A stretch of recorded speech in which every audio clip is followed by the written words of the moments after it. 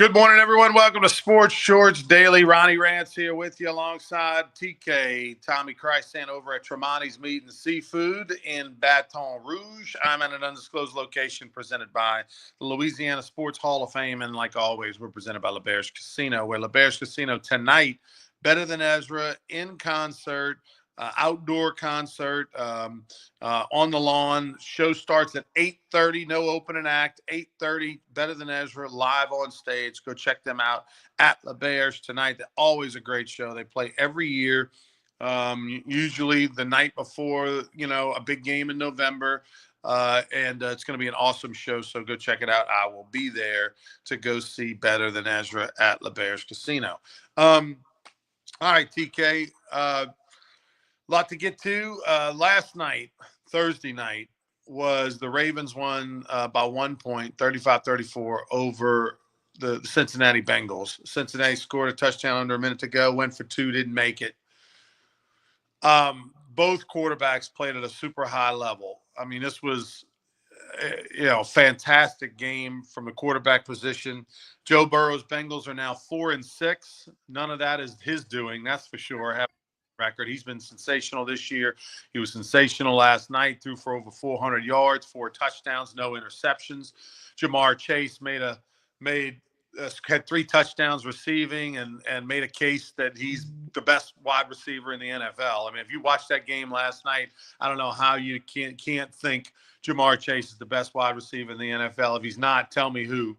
But at the same time, as much as we as LSU fans are pulling for, Chase and Burrow, Lamar Jackson just keeps making he just does his thing. The Ravens lost to the Browns a couple weeks ago. I don't know how the heck that happened, but you have one of those games sometimes. The other guys are pros too, but Lamar Jackson in the big games, Tommy, just is sensational, and that's what he was last night. 4 touchdowns passing.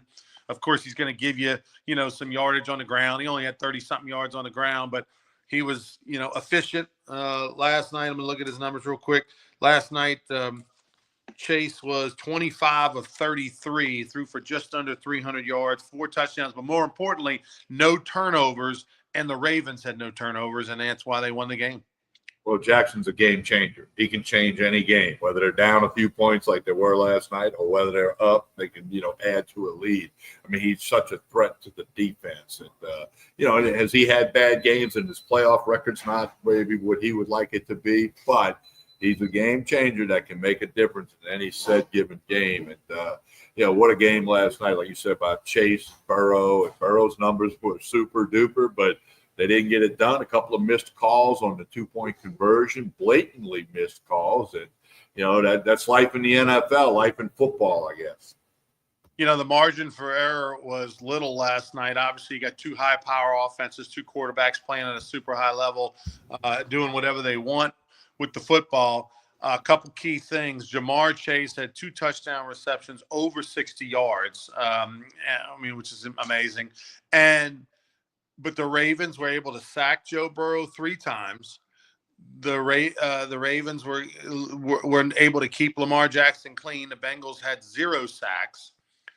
And even though the Ravens had 11 turnovers to only 3 for the Bengals, by the way, 11 penalties, 11 penalties to only 3. That's a huge discrepancy. And I guess the officials didn't want to make a 12th penalty there with the 2-point conversion. But the Ravens were able to overcome that, 8 more penalties than the Bengals, by not turning the ball over and keeping their quarterback from getting sacked. But the key play of the game was the Bengals are up 21-7, 7 minutes to go in the third quarter, I believe. And in their own end, around the 25-yard line or so, they fumbled the football. Running back fumbled the football. And that led to a quick score that got them 21-4. If they go down and they make it 28-7, and it's probably at that point just about the end of the third quarter, it's too many points to overcome. But that turnover, the one turnover, flipped that whole game, got the Ravens back in it. Yeah, well, every play is important, we know that. And going back to what you talk about Jamar Chase, he's like all the greatest of the greats. everybody knows he's getting the ball. Everybody knew Jerry Rice was getting the ball. Everybody knew Walter Payton was going to run the ball. Everybody knew Tom Brady was going to find Gronkowski, yet they still find a way to get it done, and that truly separates the elite superstar from guys who are very good Pro Bowler superstars. And Chase is definitely on that list. And of course, he and Joe Burrow have been connecting up for a long time, back to, the college days at LSU when they did some amazing things. So it's more amazing when you know that the Baltimore Ravens knew that was going to be whose hands they wanted the ball in and still couldn't stop. That said, the Ravens, to me, are the second best team in the AFC. Obviously you got the Chiefs are undefeated, and as long as they've got Patrick Mahomes at quarterback, they're gonna most likely have home field advantage in the playoffs. You're gonna have to go through Kansas City, but if there's anybody that could go over there and knock them off, I would put that as the Ravens. The Derrick Henry addition, with this big 6'5", 250-pound running back. They're doing a good job of keeping him fresh. They're not pounding him 30 times a game. They're not keeping him out there. They're playing the long game with him and making sure Derek is healthy for the playoffs. But with him and then Lamar Jackson, with his experience now and what he's able to do and in big games, that's most likely what you're going to see the AFC Championship be, barring just an absolute shocker.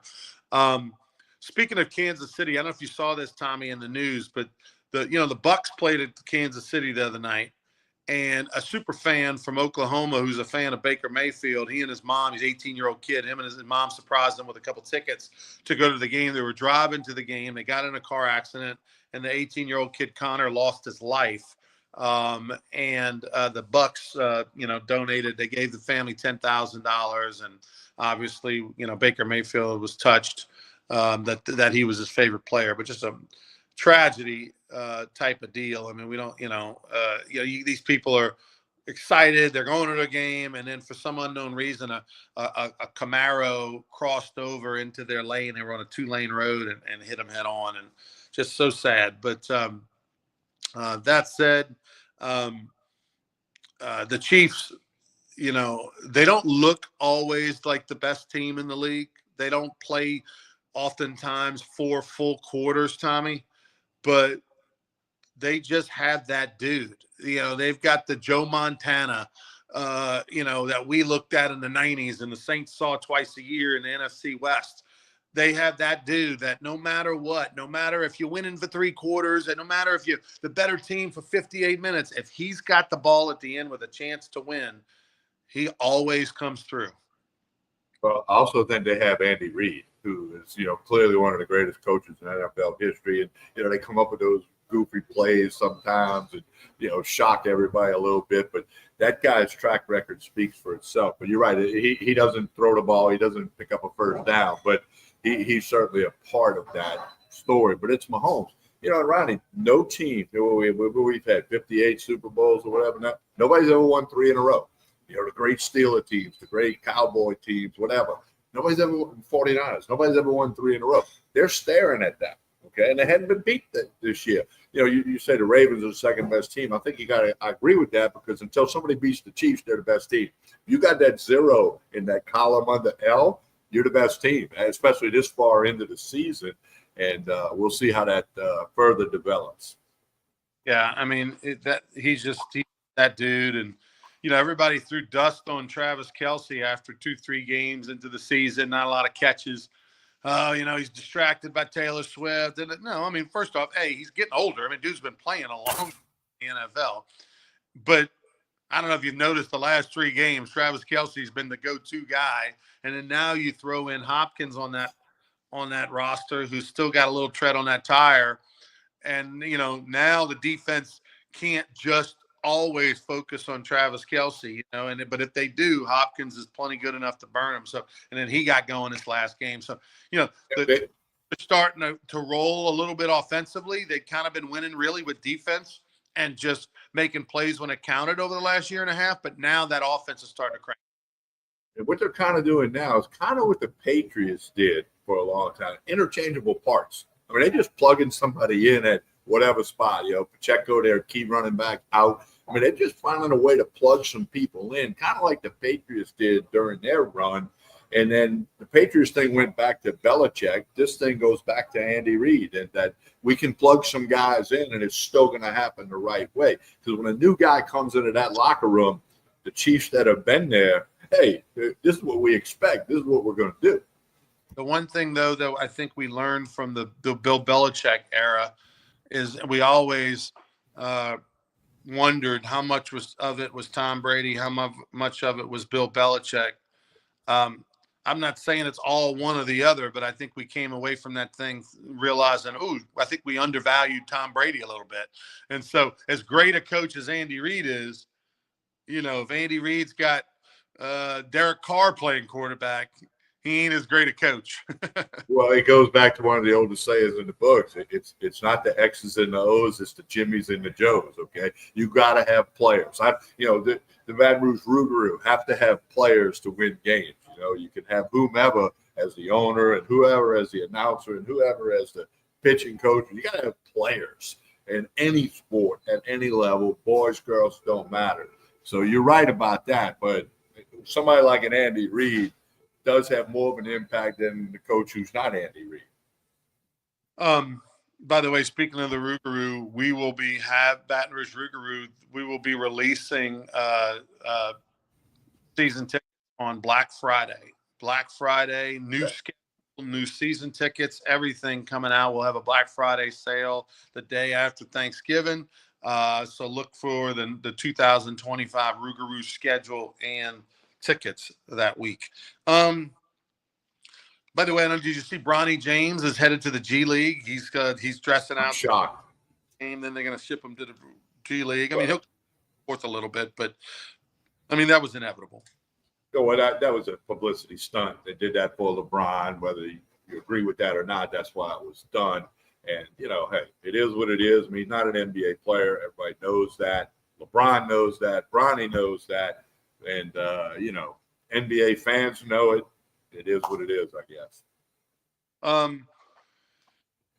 The other son LeBron's got in high school, he's the better one. So we'll see what happens. Not that Bronny can't go to the G League and for a couple of years and be a legit NBA player. He's super talented, and we keep forgetting he's a year and a half removed from, or a year removed or whatever from heart stuff and almost died. You know what I mean? Heart surgery and everything like that. So, but no doubt they popped that wine before it's time just for publicity. And hey, at the end of the day, I don't care. It's not that big of a deal. LeBron James, if anybody deserves special treatment, it's him, right? New Orleans Saints news this week. The Saints find themselves. What's the line against the Falcons? Saints are getting 3.5 points. Noon kick in the dome. Falcons 6-3. Saints 2-7. So we'll see what happens there. Todd McClure will be paying attention, and you just don't know. Saints got the interim coach now, Rizzi. Does that spark a little bit? Does the crowd rally a little bit? Bottom line, Falcons are a better football team, and I think they'll beat the Saints.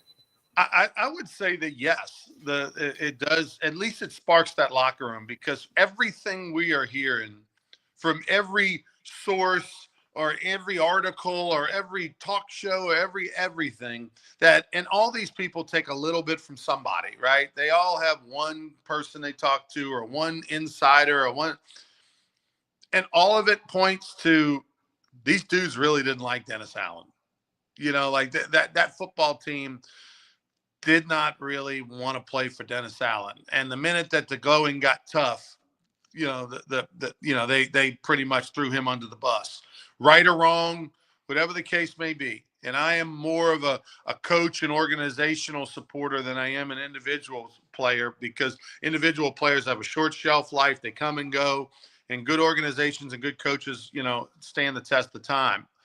But everything we've heard is that dude was just not somebody that this team believed in and wanted to play for. And And so I do think we see this a lot when there's that coaching change. There's that little spark, that little juice. It doesn't last. It's like adrenaline. It's like when a big crowd comes and they have the opening, run out or all the noise. Everybody's excited. And then after a few minutes, that wears off and then reality sets in. But I think that Saints can have that juice at home against a rival with a new coach for a week. Maybe that, people overachieve for a minute. They won't overachieve for the, remaining number of games, but they can overachieve for right now. And so it wouldn't shock me if the Saints win or play well this week, but they're not going to play well the remaining part of the season. Well, and it goes to something you've said and many others have said, hey, just lose the rest, get that better draft pick, next spring. So, it is what it is with the Saints. And, I would think the Falcons beat them on Sunday in the Superdome. I mean, there are rumors and reports that a player or players went to Gail Benson personally to complain about Dennis Allen. Now, whether that's true or not, because in the movie Rudy, the part where Rudy wasn't going to dress and they all the seniors or whatever walked in and laid their jerseys down on the table and protest, and they weren't going to play unless Rudy was going to be able to dress. That never happened in real life. That's a fictional part of that movie, Rudy. So, I don't want to just automatically assume that these reports are, because that would be pretty ballsy and that would be pretty unprecedented and pretty crazy in the NFL, where you don't have a Drew Brees on your team. There's nobody on that team, that probably has that status. Maybe two guys or something. Did they really go to Gail Benson and complain about Dennis Allen? That'd be something. Well, I can see it happening. I mean, I wouldn't be like falling out the chair if somebody said it actually really did happen. But I mean, that's part of it. And the business end of professional sports can be vicious, and it can be ugly. And one last comment on Dennis Allen: it appears he's just one of them guys better suited to be a coordinator. His track record as a defensive coordinator is good, and maybe he's just that guy that shouldn't be a head coach, and he's not going to be a head coach again, I don't think. But somebody somewhere, maybe Sean Payton in Denver, somebody will plug him in as a defensive coordinator. Yeah, there's no question that defensive coordinator is where he needs to go.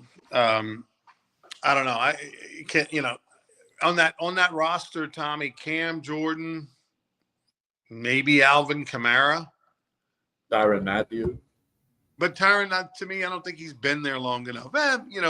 Does he have enough confidence? Does he have enough skins on the wall in the NFL? Maybe. But, Cam Jordan would be the best guy, right, to go represent. Yeah, I think, or Demario Davis could be a guy that would have been, because he's kind of a more vocal guy than some, where he might say, hey, guys, let's go speak with Miss Benson here. And it may not have been a planned thing. They may have been walking down the hall and said, hey, there's Miss Benson. She's in today. Let's pop in there. Hey, I don't know. I can clearly see that it may have happened. If it did happen, it was a plan. You don't just pop in and throw your head coach under the bus. All right, TK, tomorrow we'll be over at LeBear's Casino in Baton Rouge from 10 to noon on Sports George Radio. Myself, Derry Beckwith, Tommy Chrysan, we'll have Hunter McCann and Joel Davis will join us for segments on the phone. We'll be talking a lot about the LSU-Alabama game tomorrow. How about the guest picker situation on game day? Did you like the choice, Paul Skeens and his girlfriend? Paul Skeens and Libby Dunn. What a thing! What a meteoric rise from when he was at Air Force to now. Think about that in about a 3.5-year window. And then Libby Dunn, who was the 8th or 9th gymnast on the gymnastic team, and then she got all the Instagram stuff and the sponsorship money. And here they are on game day, which is kind of a special thing. Game day is very popular, and and all that. And you're gonna have Saban at the desk, and I mean Well, I know people, Ronnie, that have told me that the gates open at 6 a.m. or 5:30 for game day. I know people are going to go out there like 3 or 4 in the morning and try to get in line to go in to be in that area where in the quad is where they're doing it, where they're going to do the game day thing. And it's going to be quite loud and crazy out there, I'm sure. Maybe I know what people are going to do. They're going to go see Better Than Ezra on the lawn tonight at the casino, go right down River Road and go to the quad and get ready for game day. How about that plan? Not a bad idea. Yeah, not a bad idea. I will not be one of those people, Coach, in line in the dark. The gates open. That's insane. But yeah, it's an amazing story. I mean, just in how fast in 2 years has Paul Skeen's life changed. A guy who was a catcher pitcher for Air Force Academy, who, oh, by the way, Dylan Cruz's first home run came off of Paul Skeens when they faced each freshman at LSU. Paul Skeens actually, it's just incredible.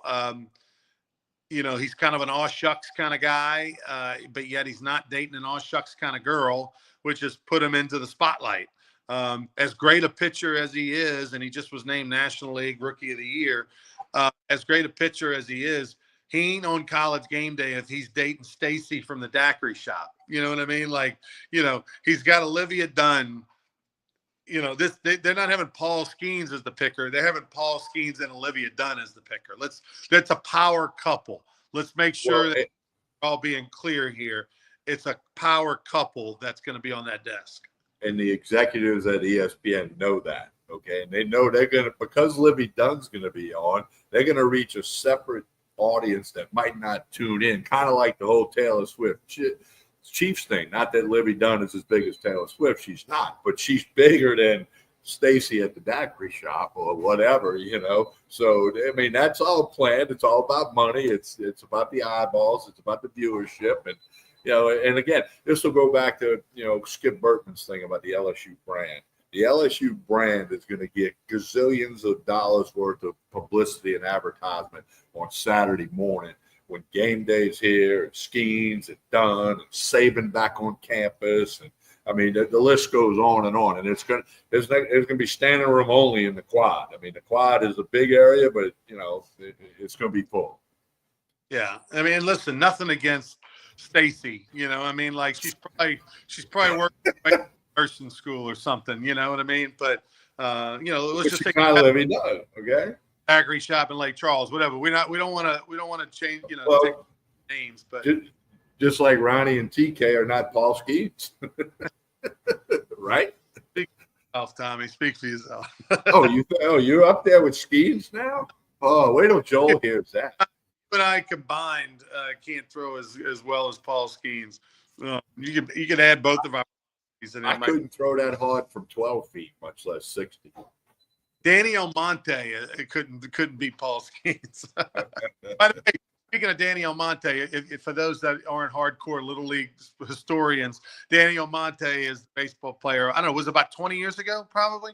Yeah, when he was 15 playing with the 12-year-olds. Danny Almonte led New York team, the Little League team, to the World Series championship in Pennsylvania, and he dominated the Little League World Series. There's a Dominican kid who came over to the United States, but as it turned out, he was really like 15 years old playing in a 12-year-old league. And, of course, he dominated. Well, now they have a new Danny Almonte. I don't know if you saw this story, but there's a player that is in I don't know if it's Dominican or another overseas country. They were saying he was like 14 years old or something like that. Turns out he's like 19. I think they were saying he was 14 or 15. They were saying he's 19, but they had Major League Baseball teams like looking at this kid, talking about as soon as he can sign, we're going to offer him this many millions and all this kind of stuff. And they finally started figuring out. I mean, this guy played when he was like 17 years old in the 12-year-old like world championships. Now he's 19, he's 14, going on 15, and teams were drooling over him, thinking he's going to be the next big thing. And it turns out he's 5 years older than what, and had been doing this scam for years. It's unbelievable. Unbelievable. I don't know how that happens, but obviously he's baby-faced. He looks young, but he's not. So. I played with a guy one time, Tommy, in the minor leagues with the Milwaukee Brewers in Beloit, Wisconsin, with the Beloit Snappers. This guy was bald with a beer belly. He was from the Dominican Republic, and he supposedly he was 20 years old. And I remember I literally like called him out to his face. I'm like, dude, what is your real age? I mean, you ain't 20 years old. Get out of here. The guy had like a belly. Ridiculous. Well, Ronnie, that goes back to the 70s when playing basketball against St. Aug, and the guy I'm guarding had gray hair in his beard. Okay, in high school, that's when they got in a lot of trouble for kids in all sports that were too old. So I remember thinking, this guy I'm got to guard, he's got gray hair in his beard. I don't think he's a high school guy. Right, a little premature gray, huh? Yeah. All right, TK, tell us about Tremonti's on the way out. We'll see everybody. Well, they got the gift cards are available. Order your turkeys now. They're getting tons of orders every day. Fried turkey, rotisserie turkey, smoked turkey. Those of you that like to drink bourbon, got an amazing bourbon selection in here. The wine selection's through the roof. Got a 3-liter bottle of Camus out there for those of you who like Camus. So check it all out at Tremonti's. We always say this: if you have not stopped in here and see all the Chairman's Reserve meats, the steaks, the seafood, the sausage, 20 flavors of sausage, the game processing, they do deer processing. You haven't stopped at Tremonti's on Jefferson Highway, you need to do it. Pull in one day and just take a look. You don't have to buy anything. You'll be amazed at everything that's in Tremonti's meat and seafood here.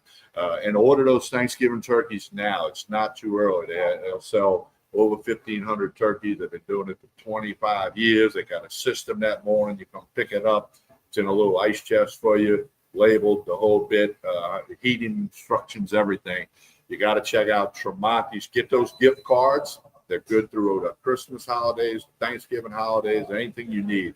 Tremonti's gift cards, any denomination is available. Order them turkeys now. Stop by Tremonti's or go to Tremonti's.com. Don't forget Sports Shorts Radio in the morning, Baton Rouge, Lafayette, Lake Charles. And, of course, like and share this show. We appreciate you doing that. That helps everybody, no matter whether you're watching on YouTube, Facebook, or X. Like and share this show. We appreciate it. Talk to you tomorrow morning on the radio. Have a great day, everyone.